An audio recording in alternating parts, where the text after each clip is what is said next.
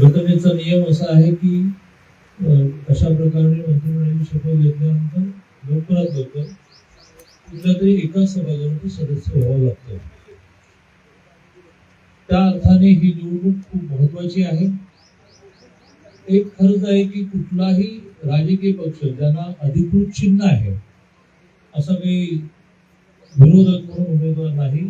काँग्रेसने उमेदवारी भरली आणि नंतर ती मागे घेतली. त्यामुळे जे कोणी रिंगणात आहेत ते कुठे राहतात इथपासून सुरुवात आहे. मी सहज आता चौकशी केली, दुसरं गाव माझं आहे. कारण मग विरोधकांचे गाड्या फिरायला लागले का, म्हणजे कसल्या गाड्या कोण आहेत ते माहितीच नाही. असं असून सुद्धा या पोटनिवडणुकीमध्ये राष्ट्रवादी असेल, बीजेपी असेल, शिवसेना असेल, महायुतीच्या सगळ्या पक्षांनी ही निवडणूक गांभीर्याने घेतली पाहिजे. बिनविरोध जर ही निवडणूक झाली असती तर तो जसा चमत्कार झाला असता तसं विक्रमी मताने विजयी झाली असं व्हायचं असेल ते कंटाळून चालणार नाही. आणि त्यामुळे राज्याचे अध्यक्ष 4 दिवसापूर्वी भारतीय जनता पार्टीचे रवींद्र चव्हाण आले. त्यांच्या उपस्थितीमध्ये एक चांगला मेळावा बीजेपीचा झाला, बैठका झाल्या आणि त्यांनी सगळ्यांना ह्या सूचना दिलेल्या आहेत की अतिशय गांभीर्याने निवडणूक घ्या. भारतीय जनता पार्टी ह्या राज्यातला सगळ्यात मोठा पक्ष आहे, आपली भूमिका महत्वाची आहे. मला त्यांनी प्रभारी नेमलंय, त्यामुळे माझी पण जबाबदारी अशी होती की आज अख्खा दिवस मी यावं. भारतीय जनता पार्टीच्या रचनेमध्ये विधानसभेचे 4 भाग करतो आपण, 100 बूथचे. तसं एका मंडळामध्ये मी जाऊन आलो, दुसऱ्या मंडळाला जाऊन, तिसऱ्या जाईन, चौथ्या जाईन, असं 4ही मंडळ म्हणजे साधारणतः 400 बूथ कव्हर करून मी आज पुण्याकडे जाईल. तर आपल्या सगळ्यांना विनंती आहे की ऊन जरा जास्त आहे, काहीतरी ती पहिली विजयच होणार आहे. एका मताने विजय होणार काय म्हणजे 1 लाखाने विजय होणार काय फरक पडतो असं कंटाळा न करता त्या निमित्ताने गावोगाव गेलं पाहिजे, घराघरात गेलं पाहिजे. आणि ही सगळी पार्श्वभूमी नीट समजून सांगितली पाहिजे की निवडणूक का लागली आणि मतदान का करा. मतदान का करा आणि ते राष्ट्रवादीच्या घड्याळ चिन्हावर का करा, महायुतीला का करा, हे आपल्या सगळ्यांना मांडण्यासाठी काही मुद्दे, अतिशय सोपे मुद्दे मी मांडतो. सगळ्यात महत्वाचं म्हणजे 5 गोष्टीची आकडेवारी आता मला तुमच्याकडून हवी. मोदीजींनी 5 वर्षापूर्वी शेतकऱ्यांना दरवर्षी 6,000 रुपये द्यायला सुरुवात केली. 4 महिन्याला 2,000, 4 महिन्याला 2,000, 4 महिन्याला 2,000. माननीय देवेंद्रजींनी, स्वर्गीय अजितदादांनी, एकनाथजींनी आपले 6,000 द्यायला सुरुवात केली. 4 महिन्याने 2,000, 4 महिन्याने 2,000, 4 महिन्याने असं शेतकऱ्यांना वर्षाला 12,000 रुपये अतिशय नियमितपणे मिळायला लागले. ती अमाऊंट ही 65,000 कोटी वगैरे होते. कारण 11 कोटी शेतकऱ्यांना देशभरात हे पैसे मिळतात. आपल्या बारामती विधानसभा मतदारसंघामध्ये असे किती शेतकरी असतील की ज्यांना हे दरवर्षी 12,000 मिळतात? कोणी सांग. म्हणजे मी काय 5 गोष्टींची आकडेवारी विचारणार, तुम्हाला कळेल की निवडणूक कशी सोपी आणि कुठल्याही निवडणुकीत ही आकडेवारी मांडली की कसं सोपं होतं. सांगा कोणीतरी, काका तुम्ही सांगा. एका बारामती मतदारसंघामध्ये 4 लाख मतं, कमी जास्त 4 लाख मतांना भागिले 4 केलं की उमरा येतो 75,000. तर किती शेतकऱ्यांना हे वर्षाला 12,000 नियमितपणे मिळत आहे? तुम्ही 80-85,000 लोकांना. त्याला एक फिगर, एक संख्या लिहून द्यावा. मुख्यमंत्री माझी लाडकी बहीण राज्यामध्ये 2,42,00,000 महिलांना मिळते. बारामती मतदारसंघात किती मिळते? अतिशय नियमित न चुकता 1,500 काय पगाराचा. ताई सांगा किती हजार रुपये अंदाजे सांगायचं ना. उद्या तुम्हाला एक्झॅक्ट देतो मी प्रशासनाला कामाला लावलंय. आता हे सांगितलं ना की वर्षाला 12,000 शेतकऱ्यांना 80-85,000 शेतकऱ्यांना मिळतं. बस ते 1-1.5 मिनिटाला पण एक धरून बरोबर. आता 80-85,000 शेतकरी आणि 1,00,000-1,50,000 म्हणजे लाखच धरून लोअर साईड धरूया.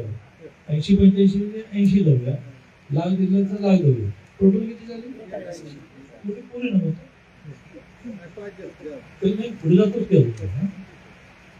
माननीय मोदीजींनी हर घर नल से पाणी आपल्या माता भगिनींचं किलोमीटर 2 किलोमीटर लांब जाऊन पाणी शोधणं, मग ते अशुद्ध पाणी हा व्याप संपवला. प्रत्येक घरामध्ये नळाची जोडणी, त्या गावाची लोकसंख्या वाढली असेल तर स्कीम मोठी करून देणं असं जे झालं.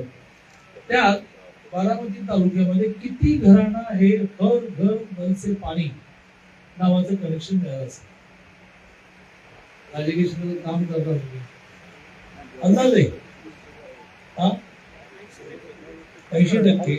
म्हणजे 4 लाखाला भागीले 4 म्हणजे 75,000 घर, त्याच्या 80% म्हणजे 50-55,000 घरला माणसं पाणी मिळालं. ज्यांचं बँक अकाउंट नव्हतं, 2014 ला मोदीजी पंतप्रधान झाले तेव्हा देशामध्ये अनेकांची बँक अकाउंट नव्हतं, पण त्याने 0 बॅलन्सवर अकाउंट काढलं आणि ठरवलं की आपण सगळ्या सबसिडी अकाउंटला जाणार, आता ते मिळणार नाही. असे 68 कोटी अकाउंट देशात ओपन झाले. बारामती तालुक्यात किती ओपन झाले असतील सांगू नका, ती काही ओपन झाली असतील. ज्यांच्या घरी गॅस कनेक्शन नव्हतं गॅस कनेक्शन आलं अशी घरं किती असतील. ज्यांच्या घरी टॉयलेट नव्हतं त्या घरी टॉयलेट आलं किती असतील. 5 लाखाचं आयुष्यमान कार्ड किती घरी आलं असेल. तर असं लक्षात येईल की या 4 लाख मतदारामधलं मला काही मिळालं नाही सरकारकडून, कशाला मतदान करू असं तुम्हाला एकही माणूस मिळणार नाही. म्हणजे प्रमुख डायरेक्ट कॅश दर महिन्याला दर वर्षाला 12,000 मिळणाऱ्या शेतकऱ्यांना अपील करा की अरे बाबा 14 पूर्वी तुला खताच्या पोतालाही उसळवारी करायला होते, 800 रुपये केली पोतं घ्यायचं बरोबर. इथे तर खताला बियाणाला औषधाला 12,000 रुपये दिले मुलींनी. आमच्या ताया 2,42,00,000 1.5 कोटी महिला अशा आहे की ज्यांच्या अकाउंटला 1 रुपया पहिल्यांदा 1 रुपया पहिल्यांदा त्याच्या आधी कधी बँकेत त्यांच्या अकाउंटला पैसे नाही आले. तर त्यांना अपील केलं पाहिजे की तुमच्या अकाउंटला कधी 1 रुपया येत नव्हता, आता दरमहा 1.5 रुपये येतात. आणि म्हणून ज्या ज्या गोष्टी सरकारने पूर्ण केल्या त्याची आकडेवारी घेऊन गावोगाव फिरून लोकांना समजून आहे बरोबर हा हे बाबा बरोबर आहे. 2014 ला मोदी पंतप्रधान झाले, देश जगामध्ये 11व्या नंबरला होता ना, आता किती नंबर आहे सांगा? 4थ्या नंबरला आहे. 30 साली तो 3ऱ्यावर जाईल, 35 साली तो 2ऱ्यावर जाईल, 47 साली पहिल्यावर येईल. आता याला कोणी थांबू शकत. तर लोकांना विचारलं पाहिजे की बाबा मोदींच्या आधी काय झालं. आज जगात कुठेही युद्ध झालं तर भारतातला नागरिक मोदीजी सुरक्षितपणे भारतात परतणार. या सगळ्या गोष्टी लोकांशी कुठल्या घरी गेलो आहे. आता आपण एखाद्या गरीब घरी गेलो आणि म्हटलं की 11,500 कोटीचा अटल सेतू केला तर तू पुण्याहून मुंबईला 2 तासात जाते, मला काय करायचं. तर ते सांगायला पाहिजे की आयुष्यमान कार्ड दिलं, आजाराची फिगर वाढवून 800 केली, 1.5 लाखाचे 5 लाख केले. त्या व्यतिरिक्त मोठे चेक हवे असतील तर मुख्यमंत्री वैद्यकीय सहायता कक्षामध्ये 32 लाखाचे चेक काढले जातात. जो बरोबर ते सांगायला पाहिजे. नळ दिसला की मला पाहिजे ताई आजी नळ आता झालं की हो आधी मला पाणी आलं मोदीमुळे झालं. असं थोडं होणारच आहे, निवडणूक वैरी निघणारच आहेत असं न करता मला असं वाटतं की गावगाव तुम्ही फिरावं.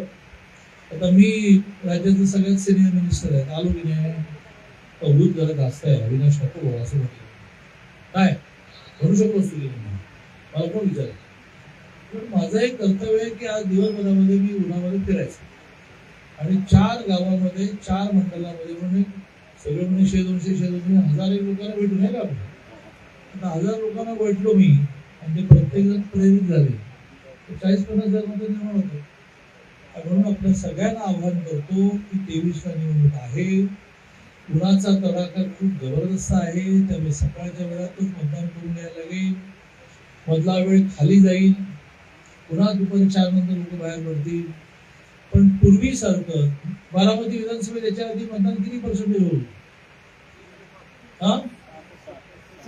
60 कसं होईल? याच्या आधी जेवढं होत होतं तेवढं तर झालं पाहिजे.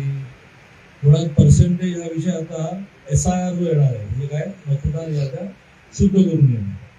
त्यात लक्षात येईल की मुळात 4 लाख मतदान असतात, त्यात 50,000 मेलेले असतात, मृत वयात झालेले असतात, गाव सोडून गेलेले असतात. 3.5 लाखावरच पर्सेंटेज पडेल. आपण 4 लाखावर काढू. 4 लाखावर काढलं तर 60% येणार, 3.5 लाखावर काढलं तर 70% येणार. त्या फरक जायला नको, ते SIR नंतर सगळं क्लिअर होईल. पण वर्षानुवर्ष निवडणुकीत जे मतदान होतं तसं मतदान झालं पाहिजे, असं आव्हान आपल्याला करतो माझ्या भविष्यात. आणि यजमानांच्या वतीने मी जेवणाचं म्हणतो ते म्हणजे नाही मर्यादित लोक सांगितलं सगळ्याला सांगितलं तर होणार नसतं.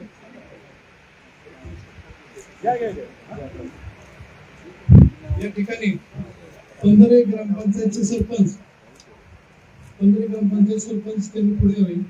या ठिकाणी दादा आमच्या इथे एक लोखंडे म्हणून मुलगा अगदी सेंट्रिंग काम करणारे हे या ठिकाणी सेंट्रिंगचं काम करून टॅक्स असिस्टंट म्हणून त्यांची नियुक्ती झाली. त्याचा सत्कार आपल्या हस्ते घ्यायचा आहे. आणि दुसरे सरपंच संतोषवाडी